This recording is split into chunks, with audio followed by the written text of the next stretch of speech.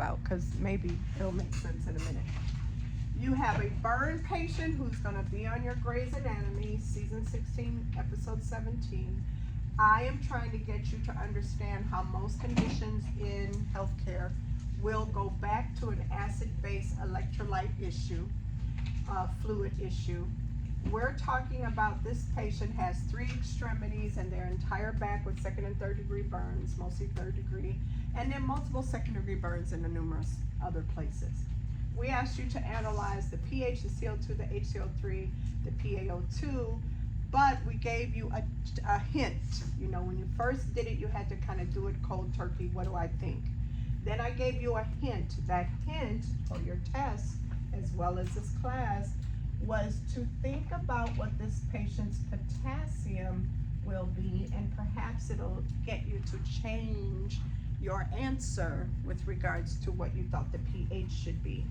And so as you look at this page in the acid base, you can see that this acid base patient on this page should have, and it is a cheat sheet, it's a big deal because it really will help you from not messing up stuff on the real test in terms of acid-base electrolytes. And you may have noticed we keep saying acid-base electrolytes because they are indivisible. Whenever acid-base is messed up, so are electrolytes. So you have the acidosis and you have potassium. It is always high in acidosis. You reasoned out, Miss Cutie Pie, that this skin has completely burned away, and it wasn't just the skin, what's underneath it. So you have the epidermis, the dermis, and you have what else underneath here? What else is underneath there? What's burning away? Because it's a third degree burn. Sub-Q tissue, fat is burning. What's going out the door, which goes with what baby girl said, they're losing fluid. And then the biggest problem is everything that's in the cell. So we have to go back to my fancy dancy little picture. I did this the other day. What is that I'm getting ready to draw? A blood vessel. Somebody said vesicles, we're praying about it. But it's a blood vessel. And what's in the blood vessel? What's in there? What kind of cells? Red blood cells. And there's something called an intracellular electrolyte. What is that? Potassium. K is in every single one of these cells. Okay, potassium, intracellular. What's on the outside of the cells? Sodium. And that is called extracellular. Are you still with me? So you've got all this extracellular electrolytes, intracellular electrolytes.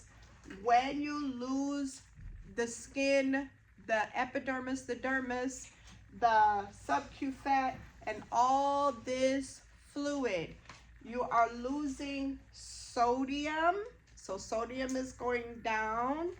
Then you're burning, or this is a word you got to remember, because a burn is no different from lysing.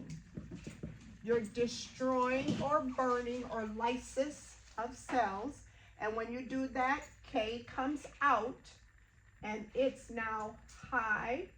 And of course, your fluid and sodium are low. Does that make sense? Yeah? Okay. Now, that means that if K is high, based on your little deal here, then this patient must be in what? Acidosis, right? Now, so that's why I wanted you guys to kind of think that way before you watch your lunchtime video. Now, when you watch this video, they are doing something wrong. And they are doing something really wrong with this burn patient. You're gonna have to tell me what they're doing wrong with the burn patient. And they're doing something really, really, really, really wrong. So this little thing here where they're fucking up royally on the care of the burn patient, they didn't prioritize this patient correctly. So you're gonna tell me what they did wrong. Okay, when you watch it, you're gonna look for the diabetic.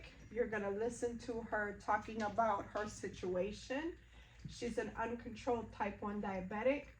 What condition she has in the ER is what you're going to do, because you're trying to prioritize your hypothesis and figure out what is going on with this girl. And then you're going to tell me what your first nursing action should be here with the burn patient, and is she at risk for an acid-base imbalance. This one, the burn patient, you already took care of the gas.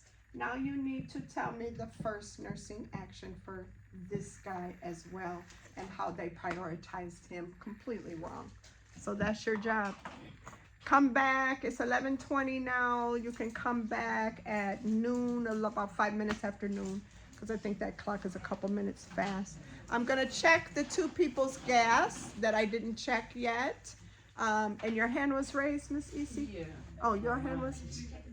Yeah, it's kind of, it's in the same subject, but you see that guy who got burnt in Yes. the Garden Valley and they were Yes. pouring cool water on him? Yes, I did. And I saw that and just was like, he's gonna die. I mean, I saw him.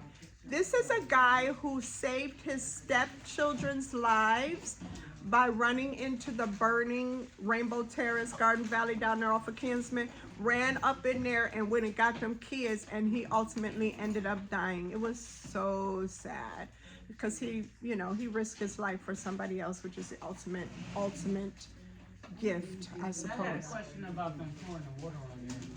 Oh, what's wrong with that? Was that okay? Yeah, cold, any kind of cold. You got to stop the burning. Okay. Because here's what happens. Even when you take your finger, you burn your finger, let's say on the hot stove, and you put it in the cold water. If you take it out, it's going to burn like hell because it's still burning internally. So we like to keep it in there. Keep it in the cold water. Wrap a towel around the person. Cold, wet towel if you can. Pour the cold water. My cousin, she was 16 at the time. I just was lucky enough to be at the house when it happened. She was cooking a pizza in the oven. Sherry is her auntie. So she opened that oven up and her whole face caught fire. And I took her whole face, told her hold her breath, and I threw her in a bowl of water and I made her stay there as long as she could hold her breath. And as soon as I let her up, she's breathing fine. Go back in if you can, because I'm trying to stop the internal burning, right? And I hightailed it over there because where we was at, wasn't no damn ambulance coming no faster than I could drive her. So I got her in the car and drove her to Metro. And Metro, I knew Metro burn unit was going to be what she needed because it was her face.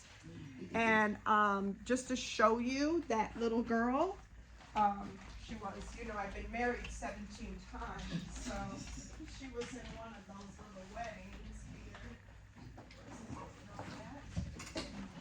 This is how beautiful she was. So that burn did heal.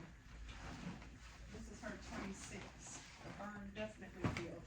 And she had a big modeling debut in California. You may remember the story.